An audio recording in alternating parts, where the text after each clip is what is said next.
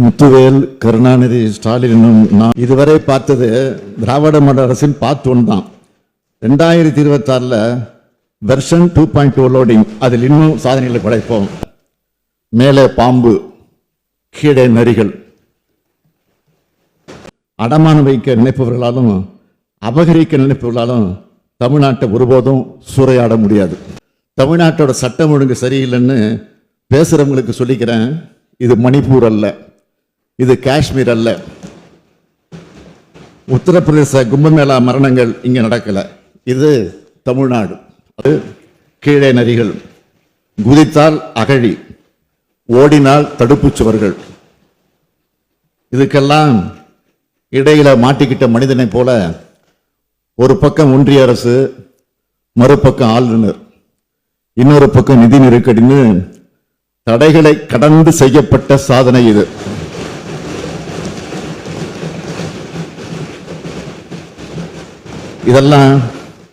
இதெல்லாம் ஸ்டாலின் என்ற தனி மனிதனோட சாதனைகள் அல்ல.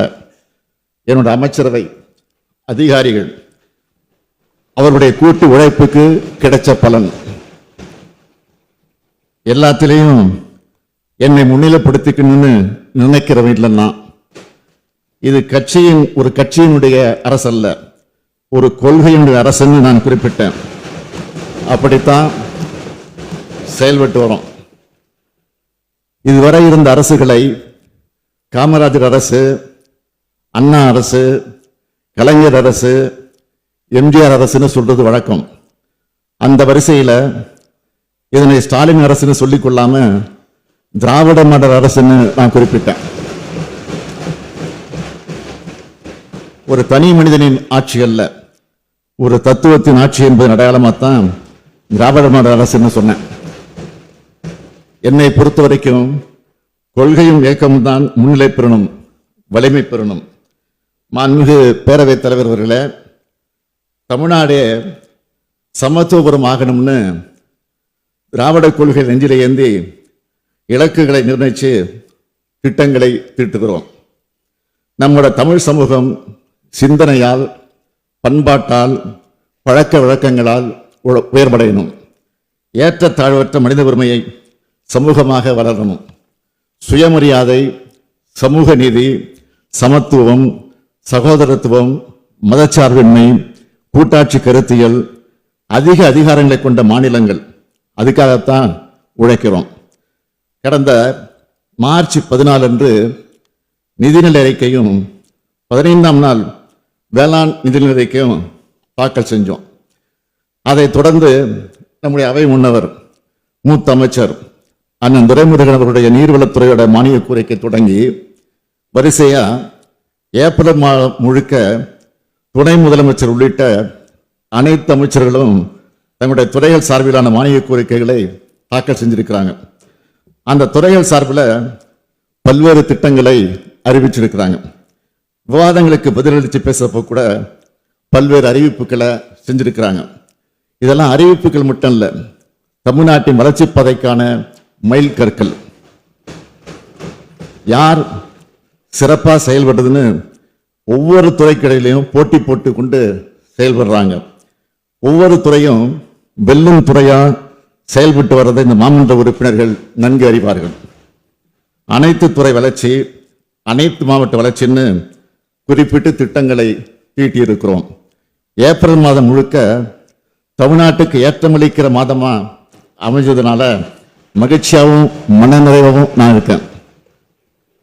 மாண்புமிகு அமைச்சர் பெருமக்கள் இந்த மாமண்டலத்தில் பேசும்போது தமிழ்நாடு எந்தெந்த வகையிலெல்லாம் வளர்ந்துருக்கு, அவங்களுடைய துறைகள் எவ்வளவு வளர்ந்துருக்குன்னு பெருமையோடு குறிப்பிட்டு பேசினாங்க. அவங்க எல்லாருக்கும் என்னுடைய பாராட்டுக்கள், வாழ்த்துக்கள்.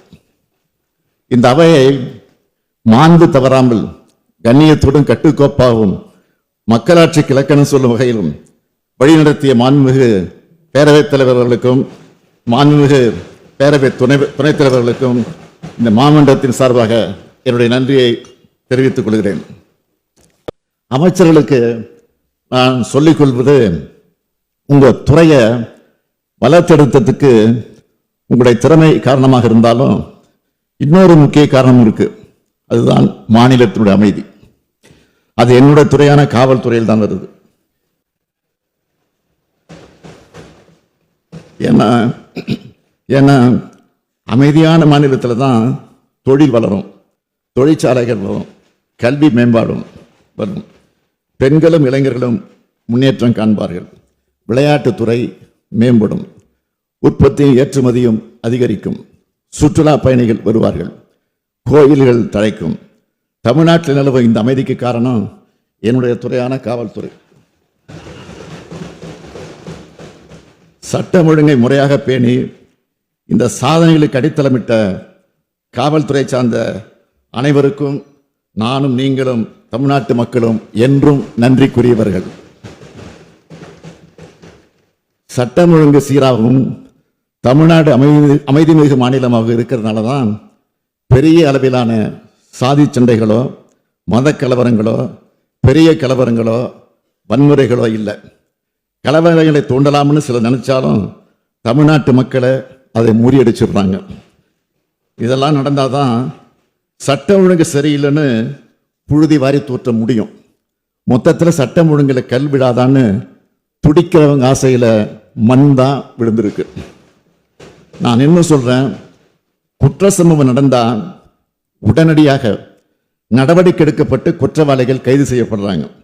ஏதாவது ஒரு சில இடத்துல கவனக்குறைவா சில தவறுகள் நடந்ததாக கூட அதை சுட்டி காட்டப்பட்டால் உடனடியாக அதை திருத்திக்க நாங்கள் தயாராக இருக்கிறோம். நான் பிடிச்ச முயலுக்கு 3 கால்னு பிடிவாதமாக இருக்கிறவன் இல்லைன்னா, மக்களாட்சியில் எல்லோருடைய கருத்துக்களையும் கவனித்து ஆராய்ந்து சரியானவற்றை சரியான நேரத்தில் செய்யணும்னு நினைக்கிறவன்னா, உள்நோக்கத்தோட அரசியல் ஆதாயத்துக்காக தமிழ்நாட்டோட சட்டம் ஒழுங்கு சரியில்லைன்னு பேசுகிறவங்களுக்கு சொல்லிக்கிறேன், இது மணிப்பூர் அல்ல, இது காஷ்மீர் அல்ல, உத்தரப்பிரதேச கும்பமேளா மரணங்கள் இங்கே நடக்கலை, இது தமிழ்நாடு. அமைப்பு மற்றும் மீட்பு பணிகள் துறையில் திருச்சியை தலையிடமாக கொண்ட மத்திய மண்டலத்தை 2ஆக பிரித்து விழுப்புரத்தை தலைமையிடமாக கொண்டு ஒரு புதிய மண்டலம் உருவாக்கப்படும். மாண்புமிகு பேரவைத் தலைவர் அவர்களே, கடந்த மார்ச் 14ஆம் நாள் இந்த கூட்டத்தொடர் தொடங்குச்சு. நான் மட்டுமல்ல, பெரும்பாலான அமைச்சர்கள் பெருமக்களும் மாண்புமிகு உறுப்பினர்கள் பலரும் எல்லா நாளும் அவைக்கு வந்திருக்கிறாங்க. விவாதங்களில் பங்கெடுத்து பதிலளிச்சிருக்கிறோம், பேசியிருக்கிறோம். கேள்வி நேரம், கவன ஈர்ப்பு தீர்மானம், மானிய கோரிக்கை விவாதம், பதில் உரைன்னு மிக சிறப்பாக தங்களுடைய கடமையை ஆற்றியிருக்காங்க. ஜனநாயக பண்போடு இந்த அவையை நடத்த துணை நின்ற அத்தனை பேருக்கும் என்னுடைய இதயமார்ந்த நன்றி. இந்த ஜனநாயக பண்பு எல்லா நாளும் தொடரணும்னு மாண்புமிகு எதிர்க்கட்சி உறுப்பினர்கள் உள்ளிட்ட அனைவரையும் நான் கேட்டுக்கிறேன். 100 ஆண்டு பாரம்பரியம் கொண்ட தமிழ்நாடு சட்டமன்றத்தோட மாண்பை காப்பது தான் நம்ம அனைவருடைய முதல் கடமை. அந்த கடமையில் எந்த இடத்துலையும் தவறிவிடக்கூடாது என்பதில் நான் மிக கவனமாக இருக்கிறேன். என்னை பொறுத்த வரைக்கும் வாக்களித்த மக்களுக்கு உண்மையாக இருக்கணும் என்பதில் மிக கவனமாக இருக்கேன்.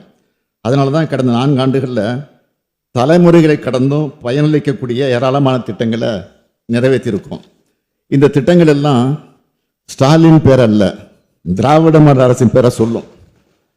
கலைஞர் மகளிர் உரிமை திட்டம், மகளிருக்கான விடியல் திட்டம், முதலமைச்சரின் காலை உணவு திட்டம், புதுமை பெண் திட்டம், தமிழ் புதல்வன் திட்டம், நான் முதல்வன் திட்டம், இல்லம் தேடி கல்வி திட்டம், மக்களை தேடி மருத்துவம் திட்டம், இன்னுயிர் காப்போம் நம்மை காக்கும் 48, முதல்வர் மருந்தகம், கலைஞர் கனவு, கலைஞர் கனவு இல்லம், ஊட்டச்சத்தை உறுதி செய், தோழி விடுதி, அண்ணல் அம்பேத்கர் தொழில் முன்னோடிகள் திட்டம் உள்ளிட்ட ஏராளமான திட்டங்களை நம்ம அரசு செயல்படுத்தின தெம்போடு உறுதியாக சொல்கிறேன்.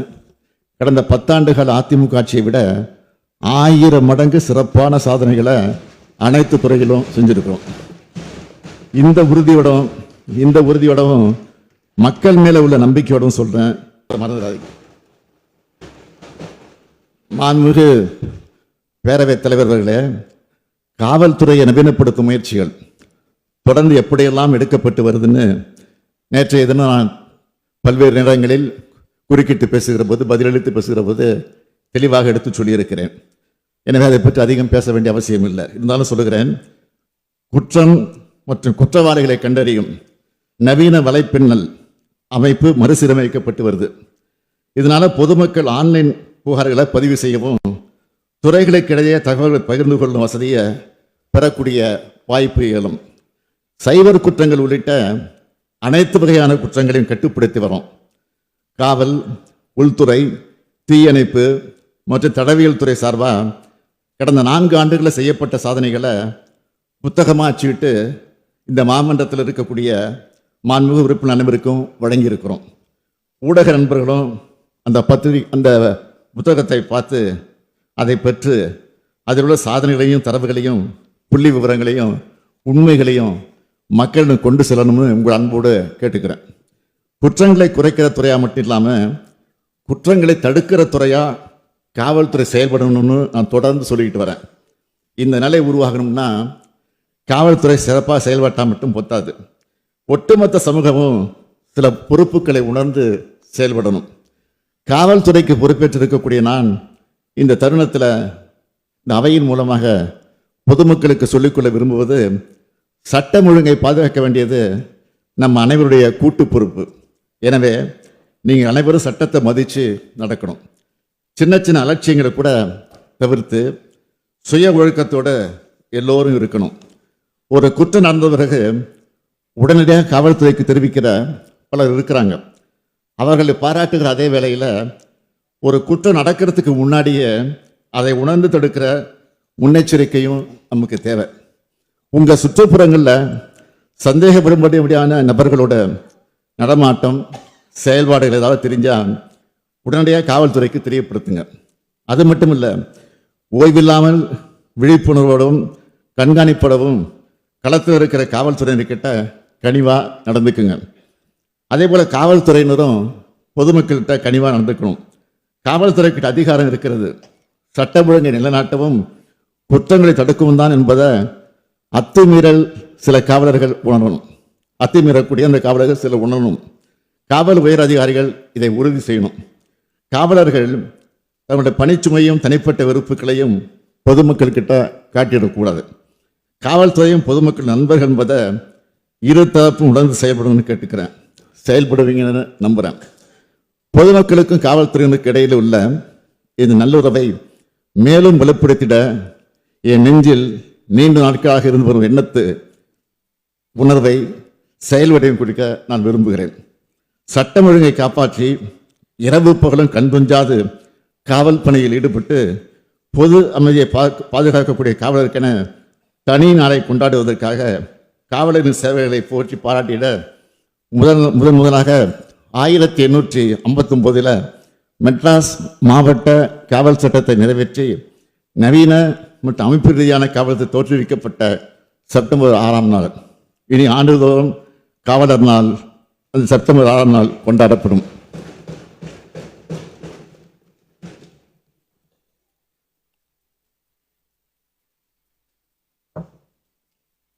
இந்நாளில் கடமை, கண்ணியம், கட்டுப்பாடு ஆகியவற்றை கடைபிடித்து சிறப்பாக பணியாற்றிய காவலருக்கு பதக்கங்கள் வழங்கப்படும். ஒவ்வொரு மாவட்ட காவல்துறையின் சிறப்புகளை சொல்லக்கூடிய வகையில் அனைத்து மாவட்டங்களிலும் காவல்துறை சார்பில் கண்காட்சிகள் நடத்துதல், குருதிக்குடை முகாம்கள் நடத்துதல் உள்ளிட்ட பல்வேறு நிகழ்வுகள் அன்று நடைபெறும் என்பதை நான் தெரிவித்துக் கொள்கிறேன். மாண்புமிகு பேரவைத் தலைவர் அவர்களே, தமிழ்நாடு என்பது குற்றங்கள் நடக்காத மாநிலம், போதைப்பொருள் இல்லாத நடமாட்டம் இல்லாத மாநிலம், பாலியல் குற்றம் இல்லாத மாநிலம் என்ற நிலையை நாம் எட்டணும். எங்கேயும் யாராலையும் குற்றம் நடக்கக்கூடாது. மீறி நடந்தால் உடனடியாக குற்றவாளிகள் கைது செய்யப்படணும். சட்டத்தின் முன்னாடி நிறுத்தப்பட்டு உடனடியாக தண்டனை பெற்று தரப்படணும். இந்த உறுதிமொழியை நான் மட்டும் எடுத்தால் போதாது, காவல்துறையோட உயரதிகாரி எடுத்தால் மட்டும் போதாது, ஒவ்வொரு காவலரும் எடுக்கணும். என்னுடைய காவல் எல்லைக்கு உட்பட்ட பகுதியில் எந்த வகைப்பட்ட குற்றம் நடக்க விடமாட்டேன்னு ஒவ்வொரு காவலரும் முடிவெடுத்துட்டா குற்றங்கள் பூஜ்ஜியத்திற்கு வந்துடும். மனித வளர்ச்சியோட எல்லா குறியீடுகளையும் முன்னணி மாநிலமாக இருக்கிற தமிழ்நாடு குற்ற சம்பவங்களில் பூஜ்ஜியமாக இருந்தால் தான் நமக்கு பெருமை. எனவே இதில் பூஜ்ஜியம் வாங்க ஒவ்வொரு காவலரும் 100 விழுக்காடு அர்ப்பணிப்போட பணியாற்றணும். மாண்புமிகு பேரவைத் தலைவர்களே, நேற்று மாண்புமிகு 11 உறுப்பினர்கள், இந்த அவையில் மாண்புமிகு 11 உறுப்பினர்கள் 5 மணி நேரம் 25 நிமிடம் மானியத்தை பற்றி விவாதித்திருக்கிறார்கள். அதில் பலருக்கு அப்பப்போ நான் பதில் அளிச்சிருக்கிறேன். விடுபட்ட சில பதில்களை சொல்ல வேண்டும் என்றால், மாண்புமிகு உறுப்பினர் திரு OS மணியன் அவர்கள் நாகை மாவட்டம் திருமருகல் தீயணைப்பு நிலையத்திற்கு சொந்த கட்டிடம் கேட்டிருந்தார். அது நிச்சயம் கட்டித்தரப்படும் என்று தெரிவித்துக் கொள்கிறேன். அதேபோல் மாண்புமிகு உறுப்பினர் வேல்முருகன் அவர்கள் காவலர்களுக்கு வருடாந்திர மருத்துவ சோதனைக்கு அங்கீகரிக்கப்பட்ட மருத்துவமனைகளில் அனுமதி அளிக்க வேண்டும் என்று கோரிக்கை விடுத்தார். இந்த கோரிக்கை நிச்சயம் பரிசீலிக்கப்பட்டு அனைத்து அங்கீகரிக்கப்பட்ட மருத்துவமனைகளிலும் காவலர்கள் ஆண்டுதோறும் மருத்துவ பரிசோதனை செய்து கொள்ள உறுதி செய்யப்படும். அதேபோல் மாண்புமிகு உறுப்பினர் பேராசிரியர் ஜவஹர்லால் அவர்கள் காவல் நிலையங்களில் CCTV கேமராக்கள் அவசியம் அமைக்கப்பட வேண்டும் என்றும் உடற்கூறாய்வு சான்றிதழ் உடனடியாக கிடைக்க ஏற்பாடு செய்ய வேண்டும் என்றும் கோரிக்கை விடுத்தார். காவல் நிலையங்களை பொறுத்த வரைக்கும் பெரும்பாலான இடங்களில் CCTV கேமராக்கள் பொருத்தப்பட்டு வருகிறது. CCTV காட்சிகள் அனைத்தும் காவல் நிலையங்களில் இருப்பது நிச்சயமாக உறுதி செய்யப்படும். உடற்கூறாய்வு சான்றிதழை பொறுத்த வரைக்கும் உடனுக்குடன் வழங்கப்படுகின்றன. அதில் எந்தவித தாமதம் இல்லாமல் இருக்க உரிய நடவடிக்கை எடுக்கப்படும். அதேபோல் மாண்புமிகு உறுப்பினர் திரு மாரிமுத்து அவர்கள் கோட்டூர் தீயணைப்பு நிலையத்துக்கு சொந்த கட்டடம் தேவை என கோரிக்கை விடுத்தார். அவரது கோரிக்கை ஏற்கப்படுகிறது. கோட்டூர் தீயணைப்பு நிலையத்திற்கு சொந்த கட்டடம் கட்டப்படும். மாண்புமிகு உறுப்பினர் நாகை மாலி அவர்கள் காவல் ஆணைய பரிந்துரைகளை உடனடியாக செயல்படுத்த வேண்டும் என்று கோரிக்கை வைத்தார். ஓய்வு பெற்ற உச்சநீதிமன்றத்தினுடைய நீதியரசர் உயர்நீதிமன்றத்தினுடைய நீதியரசர் CT செல்வம் அவர்கள் தலைமையிலான 5வது காவல் ஆணையம் 934 பரிந்துரைகளை வழங்கியிருக்கிறது. அதில் 86 பரிந்துரைகள் ஏற்கனவே நடைமுறைப்படுத்தப்பட்டு விட்டன. மேலும் 274 பரிந்துரைகள் நடைமுறைப்படுத்தப்படுவதற்கான பல்வேறு கட்ட நடவடிக்கைகள் எடுக்கப்பட்டு வருவதோடு மற்றவை அரசின் பரிசீலனையில் உள்ளது என்பதையும் நான் தெரிவித்துக் கொள்கிறேன். அதேபோல் அடுத்து மாண்புமிகு உறுப்பினர் சிந்தனை செல்வன் அவர்கள் அதேபோல் அவருடைய கட்சியினுடைய தலைவர் தொல் திருமாவளவன் நாடாளுமன்ற உறுப்பினர் தொல் திருமாவளவன் அவர்களும் ஆயுதிராவிடர் மற்றும் பழங்குடியினருக்கு பதவி உயர்வில் இடஒதுக்கீடு கோரி என்னிடம் கடிதத்தை அளித்திருக்கிறார்கள். நேரிடம் சொல்லியிருக்கிறார்கள். அந்த அடிப்படையில் ஒரு அறிவிப்பை வெளியிட விரும்புகிறேன். பல்லாண்டு காலமாக தமிழ்நாட்டில் அரசு பணியாளர்கள் தேர்வு முறையில் தயாரிக்கப்பட்டு வந்த தரவரிசை பட்டியலானது சமூக நீதி அடிப்படையில் இருந்து வந்த நிலையில் கடந்த 2019ஆம் ஆண்டில் வரப்பெற்ற உச்சநீதிமன்ற தீர்ப்பின் காரணமாக இந்த முறையில் ஏற்பட்டுள்ள மற்றும் வருங்காலத்தில் ஏற்படக்கூடிய பாதிப்புகள் குறித்து ஆய்வு செய்வதற்கும் அதற்கான சட்ட ரீதியான தீர்வுகள் அளித்திடவும் ஓய்வு பெற்ற உயர்நீதிமன்றத்தின் நீதியரசர் தலைமையில் குழு ஒன்று அமைக்கப்படும். அந்த குழு அளிக்கக்கூடிய பரிந்துரைகளின் அடிப்படையில் இந்த தீர்ப்பின் காரணமாக ஏற்பட்டுள்ள பாதிப்புகளில் இருந்து ஒரு நல்ல தீர்வு காணப்படும் என்றும் தங்கள் வாயிலாக தெரிவித்துக் கொள்கிறேன். மேலும் இன்னொரு முக்கிய அறிவிப்பை செய்ய விரும்புகிறேன். இந்த மண்ணின் ஆதி குடிகளை இழிவுபடுத்தும் அடையாளமாக காலனி என்ற சொல் பதிவாகி இருக்கிறது. ஆதிக்கத்தின் அடையாளமாகவும் தீண்டாமைக்கான குறியீடாகவும் வசை சொல்லாகவும் மாறியிருப்பதால் இனி இந்த சொல் அரசு ஆவணங்களிலிருந்தும் பொது புழக்கத்திலிருந்து நீக்குவதற்கு நடவடிக்கை எடுக்கப்படும் என்பதையும் தெரிவித்துக் கொள்கிறேன். மாண்புமிகு உறுப்பினர் வானதி சீனிவாசன் அவர்கள் பேசுகிற போது குறிப்பிட்டார்கள், வெளிநாட்டு தொழிலாளர்கள் பணிபுரியக்கூடிய இடங்களில் கண்காணிப்பு தேவை என்று பேசியிருக்கிறார்கள். அவருக்கு நான் நன்றி தெரிவித்துக் கொள்கிறேன். தமிழ்நாட்டு தங்கி பணிபுரியக்கூடிய வெளிநாட்டு தொழிலாளர்கள் அனைவரும் சட்டவிரோத செயலில் ஈடுபடாதவாறு கண்காணிக்கப்படுகிறார்கள்.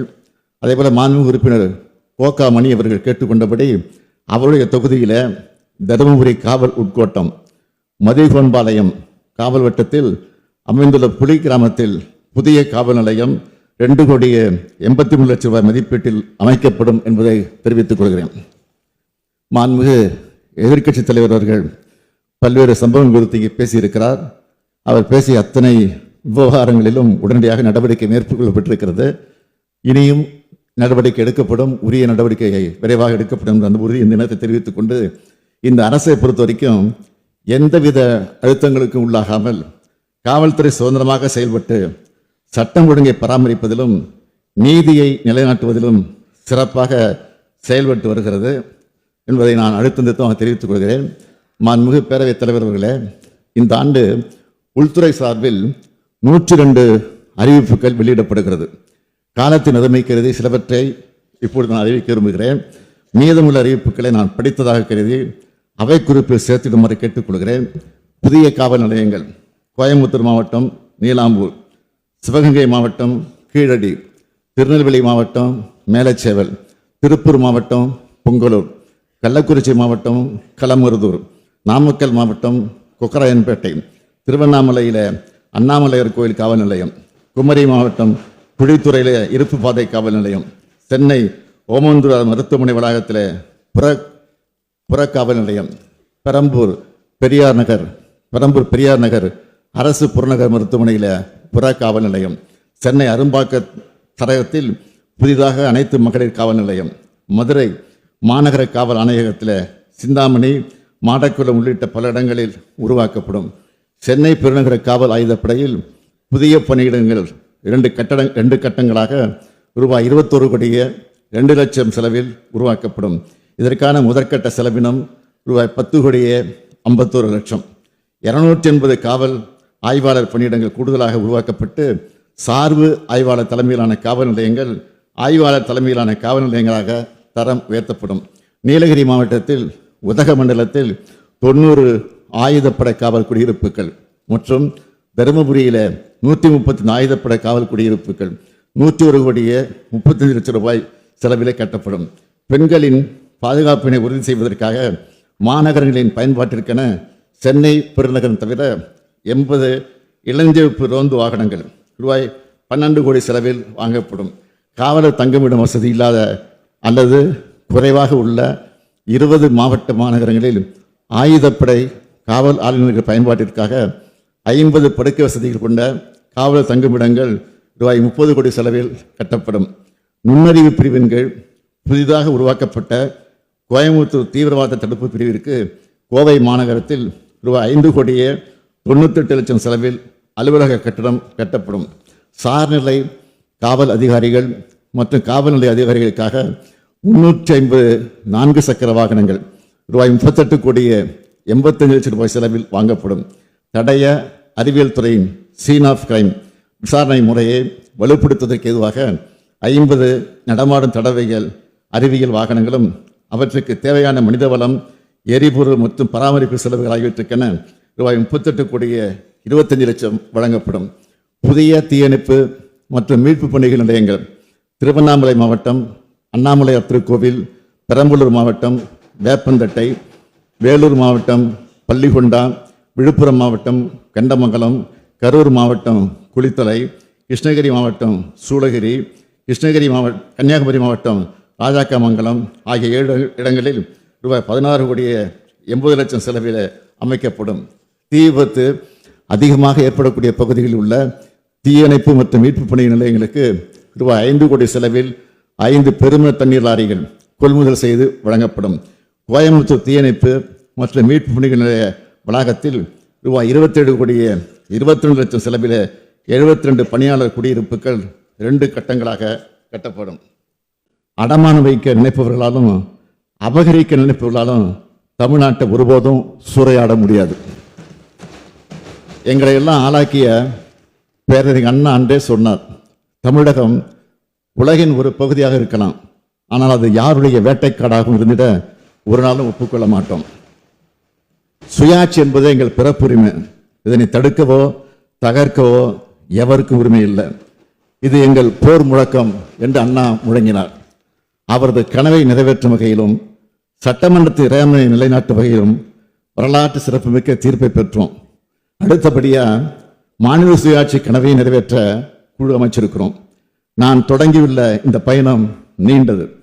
முதலமைச்சராக 5வது ஆண்டில் அடியெடுத்து வைக்கும் இந்த வேளையில் இந்த மன்றத்தில் நின்று உறுதியோடு சொல்றேன், என் பயணம் தொடரும். தமிழ்நாட்டுக்காக, தமிழர்களுக்காக, மாநில உரிமைகளுக்காக என் பயணம் தொடரும். இதுவரை பார்த்தது திராவிட மாடல் அரசின் பார்ட் 1 தான். 2026 வெர்ஷன் 2.2 லோடிங், அதில் இன்னும் சாதனைகளை படைப்போம். தமிழ்நாடு வரலாறு படைக்கும். வாழ்க தமிழ், வெல்க தமிழ்நாடு.